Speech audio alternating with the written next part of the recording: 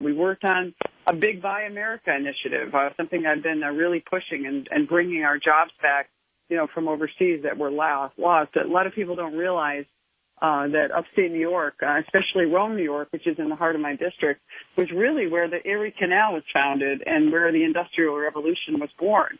And many of those industrial jobs have gone, like iconic companies like Oneida Limited. IBM was founded in our district. Many of these companies have either disappeared or they've gone overseas. The Buy American initiative, we've seen a great assistance and recognition by the President of the United States that Sherrill Manufacturing, which took over the old Oneida plant, they manufacture the only flatware that's manufactured 100% American sourced in the United States, and the President is very excited about working with them, and they've seen an increase in their growth, which is terrific. So that's exciting, and not to mention on the Buy America, another really important aspect of the tax reform that I think a lot of people are missing, especially the Democrats. They don't like to admit this, but we literally had trillions of dollars in American money and assets from American companies that have been held overseas because of our tax policy. We're anticipating by the end of this year over $1 trillion in money that's being held by American companies will be coming back to this country. All that wealth will be going into our treasury or being reinvested in new jobs, and thousands of jobs will be coming from all over the world back into the United States. That's really exciting news for workers. Our workers are the best. We want to make sure they have an opportunity and more jobs out there. So lots going on. I mean, it's been really exciting. I mean, as far as that, a lot of things happening, unprecedented amount of results over the resistance, as the President likes to say. But it's really been really exciting. I mean, every day is a challenge just to try to really bring our economy back. You see the stock market is doing well, but the economy is doing well. The highest unemployment rate in 49 years. You're seeing economic growth levels that haven't been seen in almost a decade. So things are really moving in the right direction, which is why we need to keep the House Republican, keep this kind of successful, with just one promises made and promises are kept. We need to keep doing that. And if we lose the House of Representatives, you're going to see the impeachment caucus. You're going to see Maxine Waters take over the chairmanship of the House Financial Services Committee, a committee on which I serve.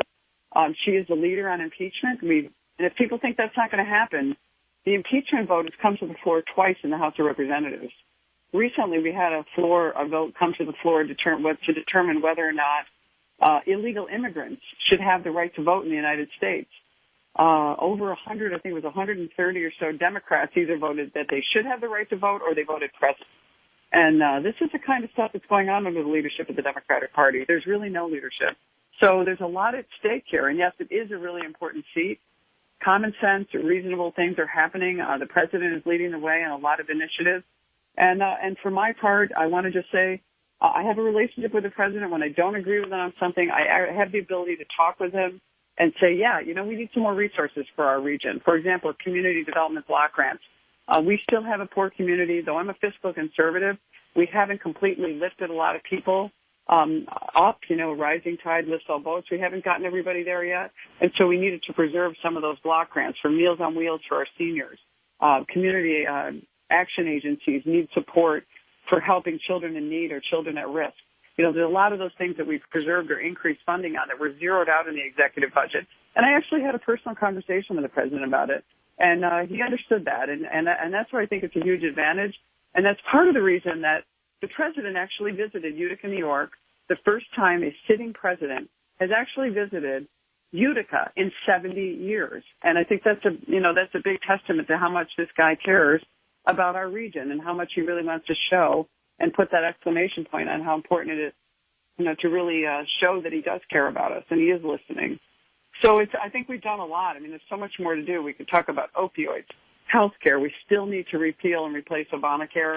It's hurting our small business community. It's hurting individuals who've been separated from their doctors, who have such high premiums they can't even afford to even go to a doctor because the deductible is so high. This is still a serious problem that we need to fix in New York. But there's a lot of great things happening. It's been an incredible journey in 2 years. Against a lot of resistance, no pun intended, but there's been a lot of death threats against me. There's been a very aggressive protest movement against us for a couple of years, which I recognize certainly their First Amendment rights. But I mean, it's been a tough battle sort of bursting through all this.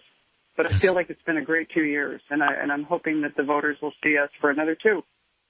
Outstanding. Ma'am, thank you so much for speaking with us. I appreciate that. Thank you so much. Great to talk to you. You as well. It's Claudia Tenney, Member of Congress. Back in a moment. Time for traffic and weather on 570 WSYR. From the Price Shop.